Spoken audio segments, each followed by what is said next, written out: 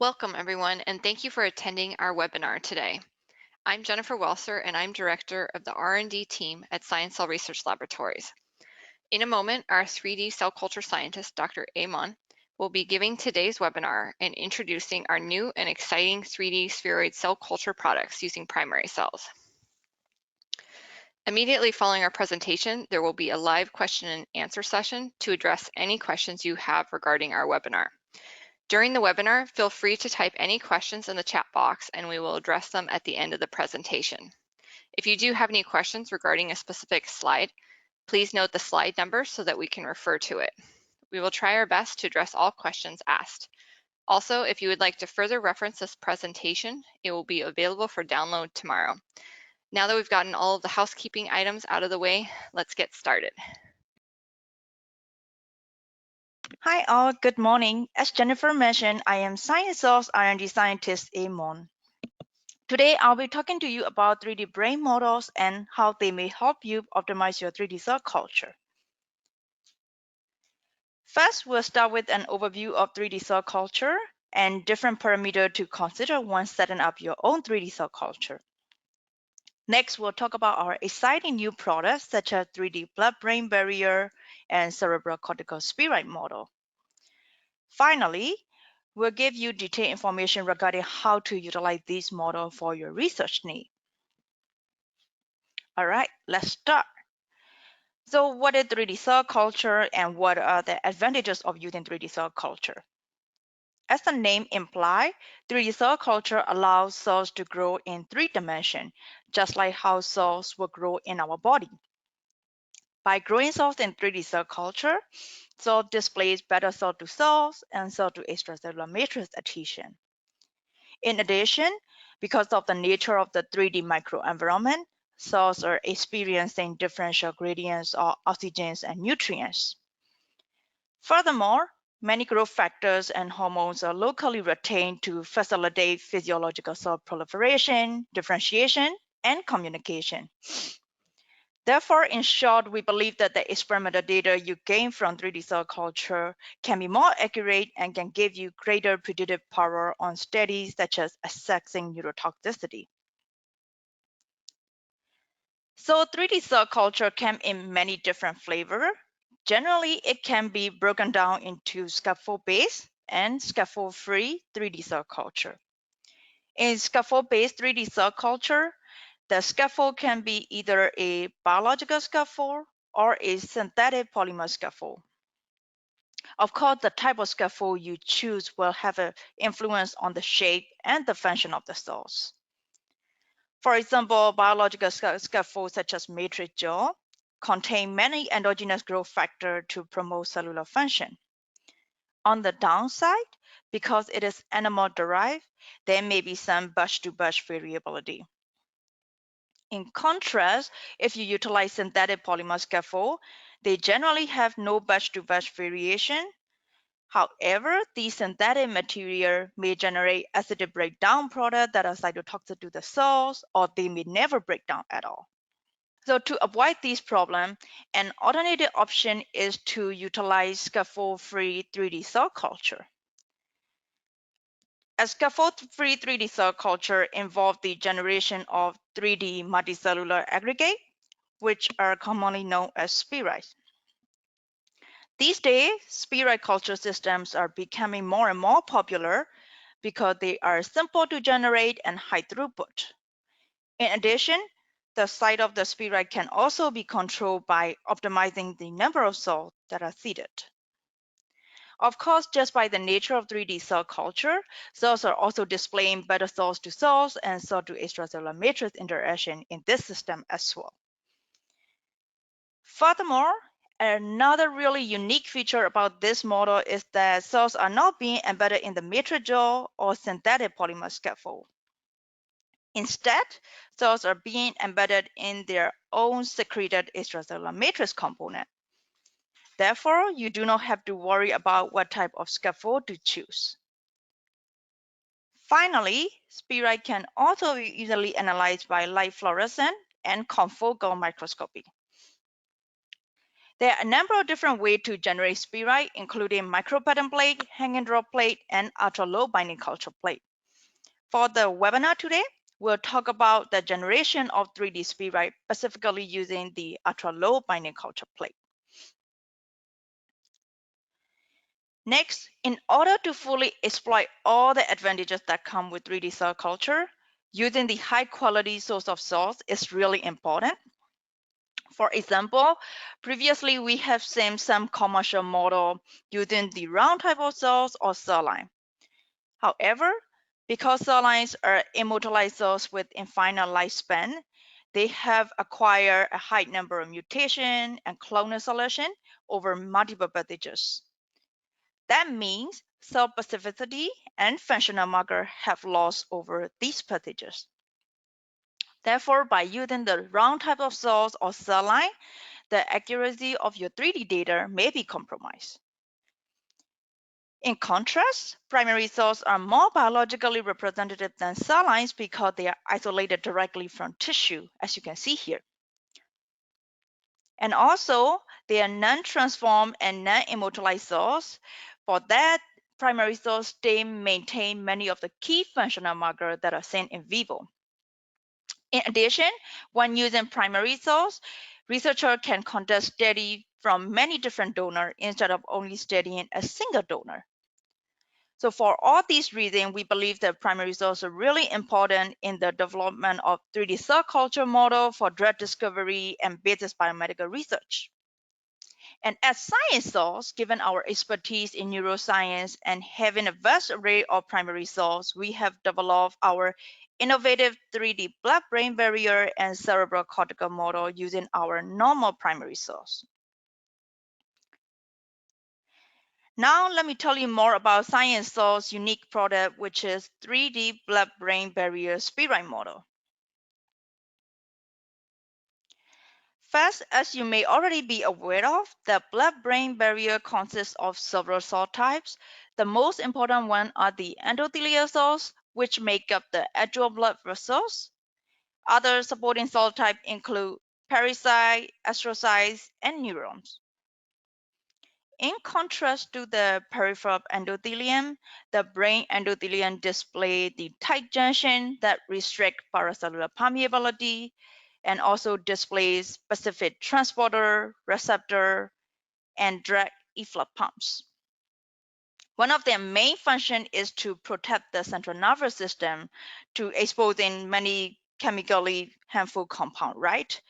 However, on the downside, this barrier also creates a problem in drug delivery because it prevents many therapeutic drugs from entering the brain. Therefore, by understanding how the BBB work, it will give us more insight into the central nervous system related diseases and ultimately how to treat them. Here, first, I would like to go over the current limitation in modeling the BBB. Today, the Transwell system is the simplest and the most widely used in vitro BBB model.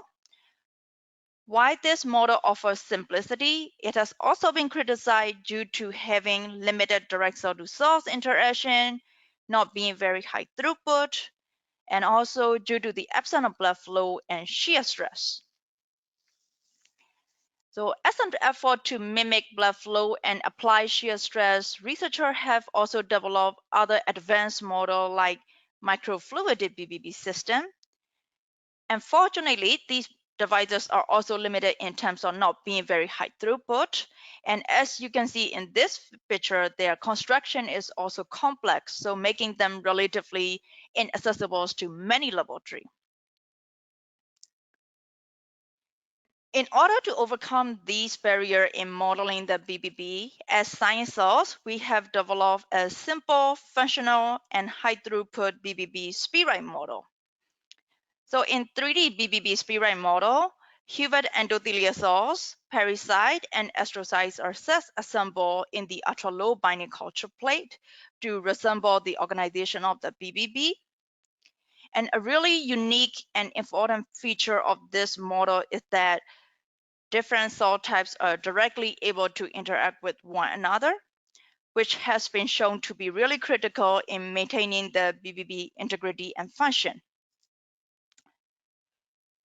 So in order to further characterize the functionality of the BBB spheroid model, other researchers have compared the expression of the BBB functional marker between Transwell and BBB spheroid model.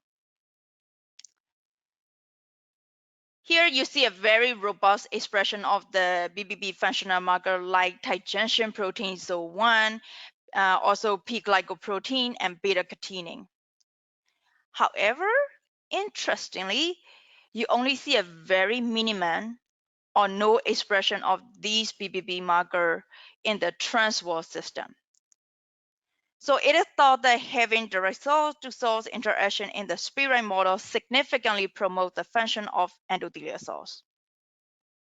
Therefore, to conclude, these data show that the BBB spheroid models are highly functional. Using the innovative and functional Spheroid platform, as Sciencell, we have developed two different versions of the kit. The first version is the ready-to-use 3D Spheroid kit, and the second version is the all-inclusive 3D Spheroid formation kit. With our ready-to-use version, our customer will receive the cryopreserved 3D Spheroid, so that just need to be thawed and plated directly into the modular plate. And then after that, the spheroid will be ready in analysis for just 24 hours after thawing. So as you can see, it is a very simple process, and no previous experience in 3D cell culture is necessary to utilize this kit. And we are very excited about this product because we believe that our ready-to-use 3D spheroid will simplify and accelerate your 3D cell culture experience significantly. In fact, we are actually the only company to offer these ready-to-use primary 3D spheroid. Of course, on the other hand, if researchers would like to have more control over setting up your own 3D culture, we also offer the all-inclusive 3D spheroid formation kit. With this version, our customer will have a chance to manipulate specific variable while setting up your own 3D cell culture. So as you can see here, different kits come with different advantages. Now, for more detailed information, I would like to walk you through the brief experimental timeline using the ready-to-use 3D BBB spheroid kit. First, as you can see here, our cryopreserved 3D spheroids are delivered frozen. So you just have to thaw them and then plate them into the multiple plate. And in just 24 hours after thawing, these spheroids will be ready for your experiment. Here are the actual images of the ready-to-use BBB spheroid at different days after thawing. So at day 1 after thawing, you can see that the spheroid morphology is already compact and looking healthy. So you may actually begin your experiment since this time point. Next, here are more spheroid morphology as day 2, day 3, and day 4. In fact, these BBB spheroids are very healthy and can be maintained in culture for up to a month if you like. Next, I'm going to show you a brief experimental timeline using the Sciencell's all-inclusive 3D BBB spheroid formation kit.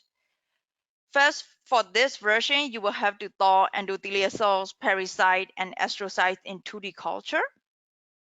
Once you have enough cells to work with, you can set up your 3D co-culture experiment. At approximately 5 days post-seeding, you will observe the compact BBB spheroid formation. Here is the compact spheroid morphology at 5 days post-seeding, and here are more spheroid morphology as day 14 and day 21. And I also would like to highlight that by buying as an all-inclusive kit, our customer will actually save time and money rather than buying individual different components. Furthermore, in order to further characterize Sciencell's BBB spheroid functionality and cellular organization, we also immunostain these spheroid with the endothelial cells marker VWF. And as you can see here, the endothelial cells are present on the surface of the BBB spheroid. Next, we also show that The astrocyte marker GFAP is distributed throughout the spheroid, as well as the pericyte marker PDGF receptor beta is distributed throughout the spheroid. Finally, we also show that the important functional marker, ZO1 tight junction protein, is present on the surface of the BBB spheroid.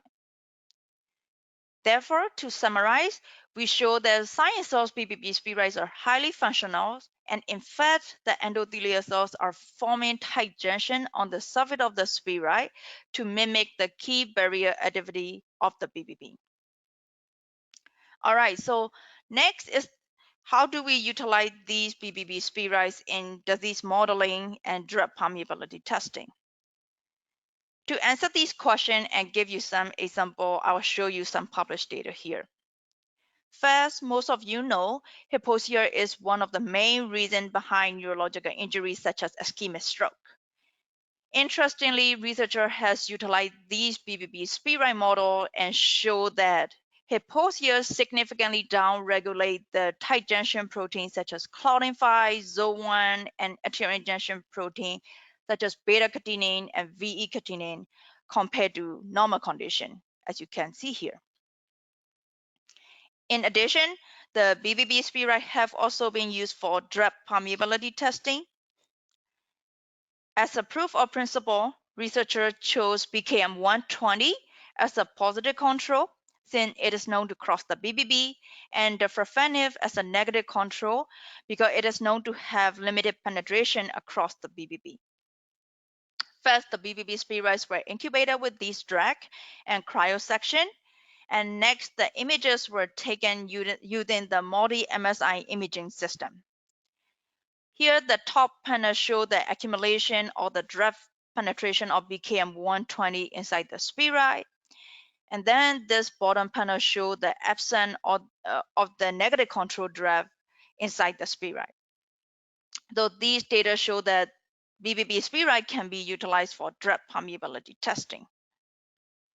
Of course, alternatively, if you do not want to use this imaging system, I think it's also possible to homogenize the spheroids and measure the drug concentration that is present within the spheroid. And then we can normalize this drug concentration to the drug concentration in the medium supernatant. So here are just a few examples we are showing that you can do with the BBB spheroid in general. All right, to conclude on our blood-brain barrier spheroid model, we show you that Sciencell's BBB spheroids are simple to establish and they are highly functional, so they can be utilized in many different applications that we discussed earlier. Therefore, if you would like to learn more about our BBB spheroid kit, we highly recommend checking out our Sciencell 3D cell culture website. Next, moving forward, we would like to introduce you with another 3D brain model, which is 3D cerebral cortical spheroid model.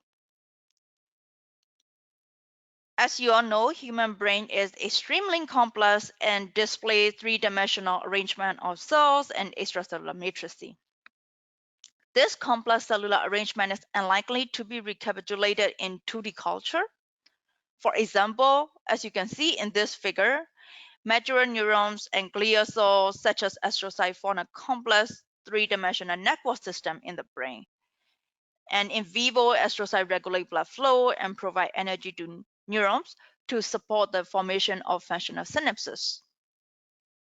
Therefore, in order to mimic this complex cellular organization in human brain, we have developed 3D human cerebral cortical spheroids that are comprised of human primary neurons and astrocytes. So these primary spheroids are very similar to cerebral organoids. However, instead of utilizing iPSC differentiated cells, we use human primary neurons and astrocytes. So it takes only 3 to 5 days to form these spheroids instead of having to differentiate from iPSC cells for a couple of months in culture. Therefore, it is a very short and simple process. In addition, another common problem with iPSC differentiated cell is that sometimes you can end up with the immature cell phenotype, especially for neurons. However, we won't have that problem with our model because we utilize already mature neurons and astrocytes in our model. Furthermore, we also guarantee the formation of homogeneous cortical spheroid by using our proprietary 3D cell culture medium that is relatively more viscous than 2D cell culture medium. Last but not least, in order to fully support the growth of primary neurons and astrocytes in culture, we utilize a chemically defined serum-free co-culture medium. Again, for this cerebral cortical model as well, we offer both the ready-to-use version and all-inclusive version. First, I would like to show you the bright field images of ready-to-use cortical spheroid at different days after thawing. As you can see here, since day 1 after thawing, spheroid have recovered and display healthy morphology. So you may begin your analysis in this time point. And here are more spheroid morphology at day 2 and day 3 after thawing. Again, with this cortical spheroid model, these spheroid can also be maintained in culture for a month as well. Next, I would like to briefly go over the experimental timeline using all-inclusive 3D cortical spheroid formation kit. For this model, first you will have to thaw primary astrocytes and expand into the culture. And once your astrocytes are ready, you can thaw primary neurons and use them directly in 3D co-culture experiment. Afterward, it takes about 3 to 5 days to form the compact 3D cortical spheroid. Here around day 4, as you can see, the spheroid have recovered and they are ready for your experiment. And here are more spheroid morphology as day 7 and day 21 post-seeding. Finally, in order to further characterize Sciencell 3D human cortical spheroid, we immunostain these spheroid with the neuronal marker beta-jubilin 3 and the astrocyte marker GFAP. We show that both neuronal marker and astrocyte marker are distributed throughout the spheroid. In addition, we also show that the synaptic protein marker SYN1 is also distributed throughout the spheroid. Therefore, these data show that Sciencell 3D human cortical spheroids are highly functional, and because of that, it can be utilized in many different applications like gene expression analysis, disease modeling, neurotoxicity profiling, and drug development. With that, to conclude our presentation today, we show you the Sciencell offer 3D brain spheroid using primary cells. For both of our brain model, we offer the ready-to-use version as well as the all-inclusive version. And here is our brain model with the associated catalog number. In addition to this brain model, we also offer other unique 3D models in liver, lung, and skeleton system. In addition, in the beginning of next year, we will have another 3D cell culture webinar to highlight our 3D liver model. So please stay tuned to get more information about it. In the meantime, if you would like to learn more about our 3D kit in detail, please check out our Sciencell 3D cell culture website here.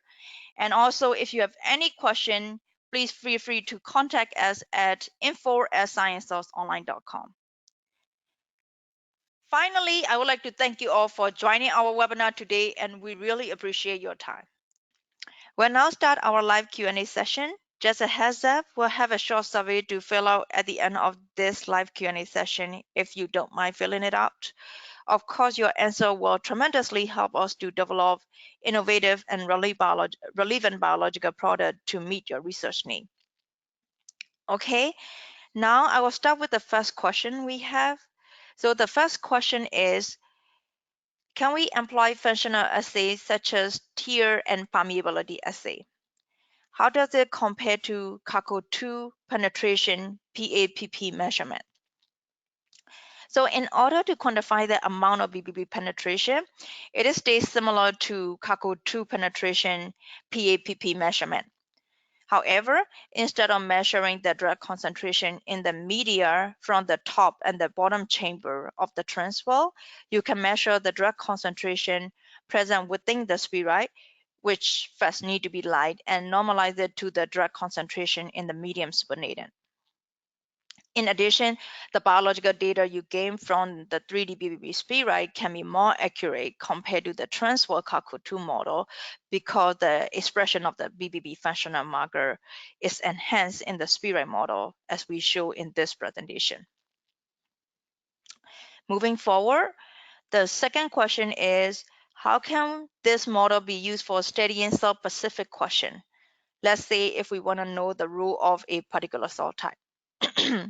So if you would like to study cell-specific question or the rule of a particular cell type, getting an all-inclusive BBB 3D spheroid formation kit is a great option, because that way you can manipulate the type of cell that you would like to incorporate or leave it out. Alternatively, you can also place a custom order if you only want to purchase a specific BBB cell type and our 3D cell culture medium.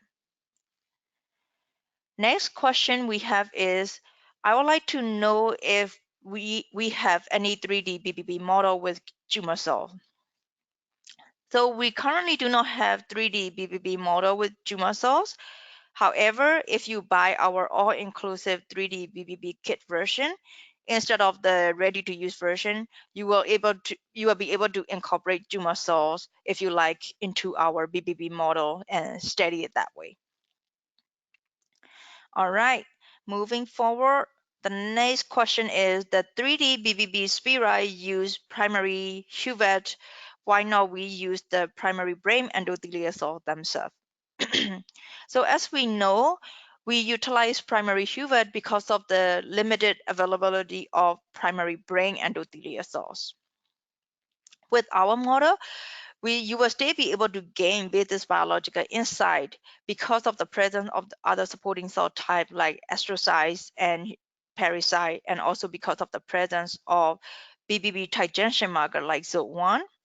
However, if you really want to stick with primary brain endothelial cells, we also have the red BBB version. In that model, we utilize red brain microvascular endothelial cells with red astrocytes and red brain pericyte. Yeah, that can be an option as well. Okay, and another comment we have is, I have problem with the audio in the first few slides. Would this be available later? Yes, this video will be available later. Moving forward, we have a question that's saying, I have my own primary cell that I'm working with. Is it possible to just order the kit without the cell and just buy the 3D culture medium and plate? Yes, you can place a custom order to only purchase the 3D culture medium and plate if those are the only reagent you would like. Next question is, have you tested the 3D cell culture medium with any cell lines? No, we have not tested the 3D cell culture medium with cell line at this point. All our 3D media are currently optimized for growing primary cell specifically. However, we think it's also possible that you can use our medium with the cell line. Okay, the final question. What is the recommended range for the size of the spheroid? What size is too large? So in order to prevent the necrotic center inside the spheroid, we recommend to keep the size of the spheroid between 200 to 300 micrometer in diameter. That way you will not have any necrotic center. Okay, with that, we'll wrap up our webinar today, and you will have a very short survey pop up at the end of this webinar. And we really would like to appreciate your time, and I hope you enjoy the webinar and have a great day.